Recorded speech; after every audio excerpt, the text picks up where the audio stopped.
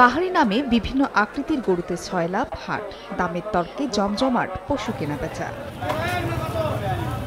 নৌপথ কিংবা সড়ক পথে আনা গরু যত্ন সহকারে দক্ষ হাতে তোলা হচ্ছে হাটে।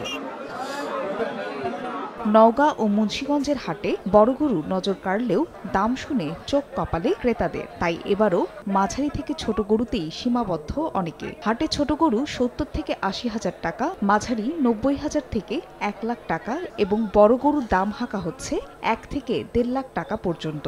বাজারের সাথে আমাদের দামের সাথে মিলছে না, যার কারণে আমরা এসে গরু কিনতে পারতেছি না। বড় গরু গতবার কিনা হয়েছে ১,৮০,০০০ 85,০০০ টাকা, কিন্তু সেই গরু বাজার হচ্ছে ১.৫ থেকে ২ লাখ টাকা ৩ লাখ টাকার মতো। প্রচুর দাম, আমাদেরও পোষাইতে হবে, দেখতেছি দেখি আল্লাহ কি করে। যদিও প্রান্তিক খামারিদের অভিযোগ, গরুর লালন পালনে যত খরচ তার অর্ধেক দামও পাচ্ছেন না।